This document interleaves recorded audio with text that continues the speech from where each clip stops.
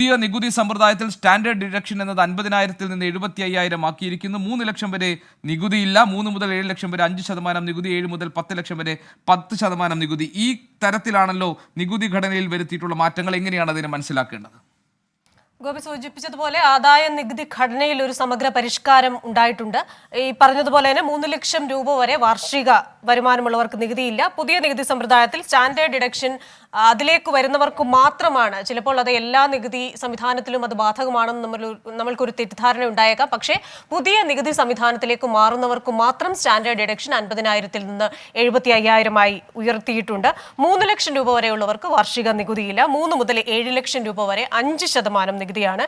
7 മുതൽ 10 ലക്ഷം രൂപ വരെ 10% നികുതിയും, 10 മുതൽ 12 ലക്ഷം വരെ 15% നികുതിയും, 12 മുതൽ 15 ലക്ഷം വരെ 20% നികുതിയും, 15 ലക്ഷത്തിന് മുകളിൽ 30% നികുതിയുമാണ് ഈ പുതിയ സ്ലാബുകളിൽ വന്നിരിക്കുന്നത്. ഇതിൽ കൂടെ അനുമാനിക്കുന്നത് പുതിയ നികുതി സമ്പ്രദായത്തിലേക്ക് മാറുന്നവർക്ക് 17,500 രൂപ വരെ ഒരു നേട്ടമുണ്ടാകും എന്നുള്ള ഒരു വിലയിരുത്തലാണ് ഇപ്പോൾ വരുന്നത്.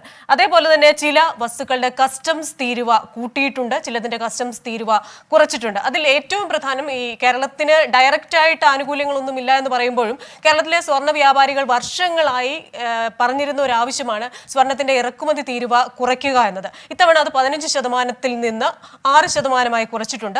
അതുകൊണ്ട് തന്നെ സ്വർണ്ണ വില കുറയും, സ്വർണത്തിന് വില കുറയും, വെള്ളിക്ക് വില കുറയും. പ്ലാറ്റിനത്തിന്റെ ഇറക്കുമതി തീരുവ 6.4%-ആയി കുറച്ചിട്ടുണ്ട്. സ്വർണ്ണ ഗ്രാമിന് 400-ലേറെ രൂപ കുറവ് വരുമെന്നാണ് നമുക്കിതിൽ നിന്ന് കണക്കാക്കാനാകുന്നത്. അതുപോലെ തന്നെ കസ്റ്റംസ് തീരുവ കുറച്ച ചില ഉൽപ്പന്നങ്ങളിൽ എക്സ്റേ ട്യൂബുകൾക്ക് തീരുവ കുറച്ചിട്ടുണ്ട്. മത്സ്യമേഖലയിൽ നികുതി ഇളവ് നൽകിയിട്ടുണ്ട്. ചെമ്മീന്, മീൻതീറ്റ ഇവയ്ക്കുള്ള നികുതിയിൽ ഇളവ് വന്നിട്ടുണ്ട്. അപ്പോൾ ഇത്തരം വസ്തുക്കൾക്ക് നികുതി കുറയുന്നത് കൊണ്ട് തന്നെ വില കുറയാനൊരു സാധ്യത ഉണ്ട്.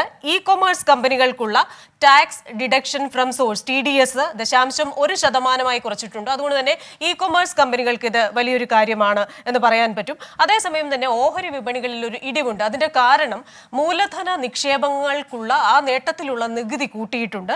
അതുകൊണ്ട് തന്നെ വിപണിയിൽ സെൻസെക്സും നിഫ്റ്റിയും ഒരു ഇടിവ് രേഖപ്പെടുത്തുന്നുണ്ട്. ഫാമിലി പെൻഷൻകാർക്ക് ഡിഡക്ഷൻ 15,000-ൽ നിന്ന് 25,000 രൂപയാക്കി ഉയർത്തിയിട്ടുണ്ട്. അതുകൊണ്ട് തന്നെ ഫാമിലി പെൻഷൻ വാങ്ങിക്കുന്നവർക്ക് ഇതൊരു അനുകൂല ഘടകമാണ്. സാമ്പത്തികേതര ആസ്തികളുടെ ദീർഘകാല നേട്ടങ്ങൾക്കുള്ള നികുതി 12% ഉയർത്തി. നിലവിൽ അത് 10%. അതുകൊണ്ട് തന്നെ വിപണിയിലൊക്കെ നിക്ഷേപിക്കുന്നവർക്ക് അതൊരു തിരിച്ചടിയായിട്ട് കണക്കാക്കുകയും വിപണിയിൽ നിക്ഷേപകർ വിപണിയിൽ നിന്ന് തിരികെ നിൽക്കുകയുമാണ്. പക്ഷേ കാർഷിക മേഖലയുമായി ബന്ധപ്പെട്ട ഓഹരികൾ ഇപ്പോൾ നേട്ടമുണ്ടാക്കുന്നുവെന്ന് നമുക്ക് പറയാനായിട്ട് സാധിക്കും. ഇനി ഓഹരികൾ തിരിച്ചു വാങ്ങുമ്പോൾ ചുമത്തുന്ന ഒരു നികുതിയുണ്ട്. ആ നികുതി കൂട്ടിയിട്ടുണ്ട്. സെക്യൂരിറ്റീസ് ടാക്സ് കൂട്ടിയിട്ടുണ്ട്. ക്രൂയിസ് ടൂറിസത്തിന് പ്രോത്സാഹനമായി വിദേശ ക്രൂയിസ് കമ്പനികൾക്ക് രാജ്യത്ത് ആഭ്യന്തര ക്രൂയിസുകൾ പ്രവർത്തിപ്പിക്കാനായി നികുതി ഇളവ്. അപ്പോൾ ആ മേഖലയിൽ ഇത്തരത്തിൽ കൂടുതൽ വിദേശ ക്രൂയിസ് കമ്പനികൾ വരുന്നതോടുകൂടി അവർക്ക് നികുതി ഇളവ് അവർക്ക് ആകർഷകമായി തോന്നുകയും കൂടുതൽ ക്രൂയിസ് കമ്പനികൾ രാജ്യത്തേക്ക് വരികയും ചെയ്യുന്നതോടുകൂടി കൂടുതൽ തൊഴിൽ സൃഷ്ടി ഉണ്ടാകും എന്നൊരു കാര്യമാണ് ധനമന്ത്രി മുന്നോട്ട് വെക്കുന്നത്.